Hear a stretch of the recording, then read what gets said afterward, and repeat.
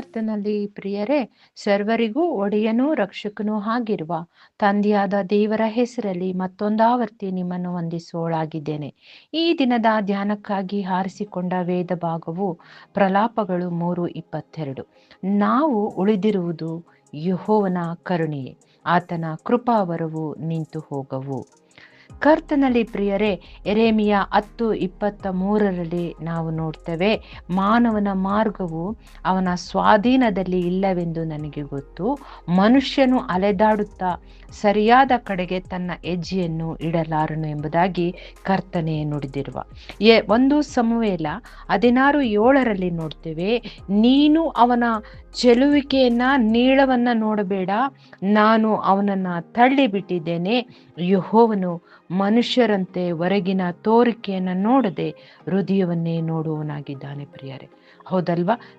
ಆದಾಗ್ಯೂ ಕರ್ತನು ನಮ್ಮನ್ನು ಆತನ ಕರುಣೆಯ ಮೇಲೆ ಉಳಿಸಿರುವ ಪ್ರಿಯರೇ, ನಾವು ಇಂಥ ಒಂದು ಮಟ್ಟದಲ್ಲಿ ಇದ್ರೂ ನಮ್ಮನ್ನು ಆತನು ಕರುಣೆಯಲ್ಲಿ ಉಳಿಸಿರುವ ಎಂಬುದಾಗಿ ನಾವು ನೋಡುವುದಾದರೆ, ಆತನ ಕೃಪಾವರಗಳು ನಮ್ಮ ಕುಟುಂಬಗಳ ಮೇಲೆ, ನಮ್ಮ ಮಕ್ಕಳ ಮೇಲೆ ನಿಂತಿದೆ ಎನ್ನುವುದಾದರೆ, ನಮ್ಮ ಹಿರಿಯರು, ನಮ್ಮ ತಂದೆ ತಾಯಿಗಳು, ಅವರು ತಾವು ಮೂಡಿಸಿದಂಥ ಹೆಜ್ಜೆಗಳು, ತಾವು ದೇವರ ಮೇಲೆ ಇಟ್ಟಿದ್ದಂಥ ನಂಬಿಕೆ, ಯಥಾರ್ಥವಾದಂತಹ ಜೀವಿತಗಳನ್ನು ಅವರು ನಡೆಸಿರುವಾಗ ಕರ್ತನೆ, ಆ ಒಂದು ಕೃಪಾವರವು ನಮ್ಮನ್ನು ಕಾದುಕೊಂಡಿದೆ.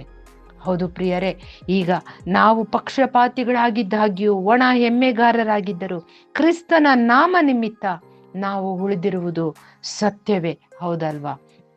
ಎಫೆಸ 4:2 ಪೌಲನು ಸೆರೆಯಲ್ಲಿದ್ದಾಗಲೂ ಪ್ರಬೋಧಿಸುತ್ತಿದ್ದಾನೆ, ನೀವು ಪೂರ್ಣ ವಿನಯ ಸಾತ್ವಿಕತ್ವಗಳಿಂದಲೂ ದೀರ್ಘ ಶಾಂತಿಯಿಂದಲೂ ಕೂಡಿದವರಾಗಿ ಪ್ರೀತಿಯಿಂದ ಸಹಿಸಿಕೊಳ್ಳಿರಿ ಎಂಬುದಾಗಿ. ಕ್ರಿಸ್ತನು ನಮ್ಮನ್ನು ಪ್ರೀತಿಸಿ ನಮ್ಮೆಲ್ಲರಿಗೋಸ್ಕರ ತನ್ನನ್ನೇ ದೇವರಿಗೆ ಸುಗಂಧ ವಾಸನೆಯ ಕಾಣಿಕೆಯಾಗಿಯೂ ಯಜ್ಞವಾಗಿಯೂ ಸಮರ್ಪಿಸಿಕೊಂಡು ನಮ್ಮನ್ನು ಕರ್ತನ ಕರುಣೆಯಲ್ಲಿ ಉಳಿಯುವಂತೆ ನಡೆಸಿರುವನಲ್ಲವೇ ಪ್ರಿಯರೇ? ಹೌದು ಪ್ರಿಯರೇ, ಆದುದರಿಂದ ಪ್ರಕಟಣೆ 2:5 ನೀನು ಎಲ್ಲಿಂದ ಬಿದ್ದಿದೆಯೋ ಅದನ್ನು ನಿನ್ನ ನೆನಪಿಗೆ ತಂದುಕೊಂಡು ದೇವರ ಕಡೆಗೆ ದೃಷ್ಟಿಸು. ಮುಂದುವರೆದು ಸ್ವಾಮಿ ಹೇಳುವ, ನೀನು ದೇವರ ಕಡೆಗೆ ತಿರುಗಿಕೊಳ್ಳದೆ ಹೋದರೆ ನಿನ್ನ ದೀಪಸ್ತಂಭವನ್ನು ಅದರ ಸ್ಥಳದಿಂದ ತೆಗೆದು ಹಾಕುವೆನು.